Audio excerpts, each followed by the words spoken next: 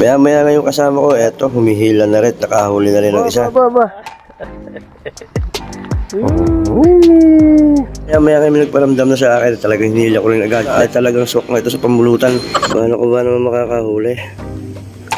Yung naubos ng aming pamain, oh. Ang laki, oh. Ang dami. Maya-maya nga nagkameron ako ng konting pag-asa dahil yun na nga, sa larga ng aking tanse, talagang tuloy ang hila. At sa sobrang excited ko nga na makahuli, hinayaan ko munang hilayan yung aking tanse. At sa hindi inaasahan, ito pala nangyari. Yung aming pamain, namin na rin pinulutan. What?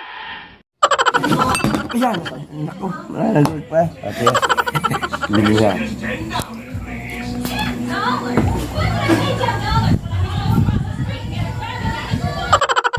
Si Ramon. Ikaw naman, Tiyo. Kung gano'ng katagal hinuli, dapat gano'ng katagal maubos. Bawi-bawi din sa bagaong na aray. Ano yung huli namin? Kahapon, bagaong.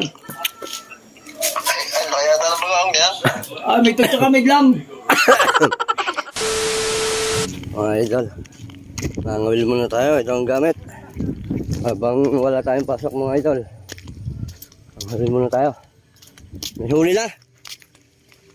Mas lalo nga ako na-excite nung nakita ko yung batang to. Bali nakakalima na daw siya at mga dalagim pa. Kaya dali-dali na rin ako humagis ng aking pangabil para at least kahit paano makaabot-abot man lang. Maya-maya nga yung kasama ko, eto, humihila na rin, nakahuli na rin ng isa.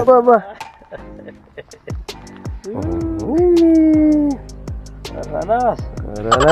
At dahil totoo mga isda dito, ay lumipat na rin akong pwesto at nagpalit na rin ako ng pamain dahil marami rin niya kaming kalaban dito, may mga buri-buri at tinatawag. At yun na nga, habang nag-aantay ako ng dadawi, akin mo nang tinignan yung huli ng bata at hindi rin niya ako makapaniwala ay talagang sok nga ito sa pamulutan pamamayang gabi. At yun na nga, maya-maya may nagparamdam na sa akin, talagang hinila ko rin agad. Maya-maya, ay ito na nga lang ang dinatnat, natira na nga lang kawil na lang. Tunay na napakalaki na nga na pinain ko, naubos pa. A few minutes later. Hindi pa tayo nakakaisa. Mga kasama natin nakakarami na. Lalo itong batang tao. 5 na nahuhuli. Paano ko ba naman makakahuli? Yung naubos ng aming pamain, oh. Ang laki, oh. Ang dami.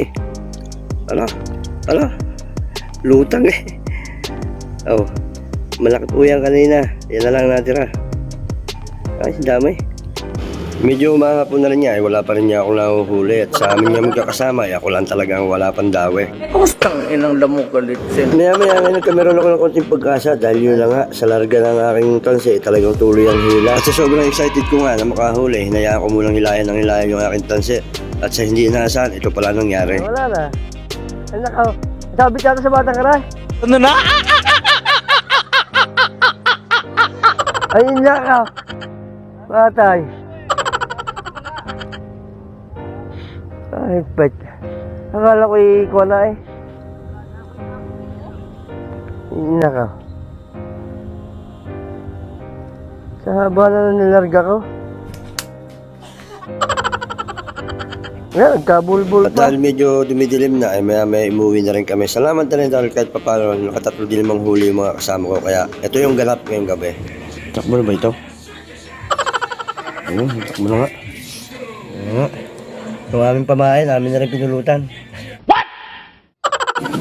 Ayan, naku, malalagot pa. Ate, bili nga.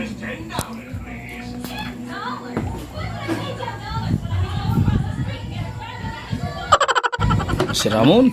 Ikaw naman, Tiyo. Kung gano'ng katagal hinuli, dapat gano'ng katagal maubos.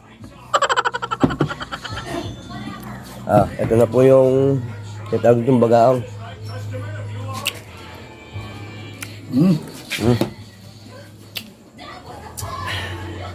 Oh.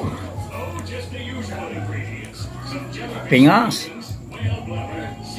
Okay. Makabawi-bawi din sa bagaong na aray. Ano yung huli namin? Kahapon, bagaong. Kaya na ng bagaong yan? May tagsa kami lang. Ayan nga.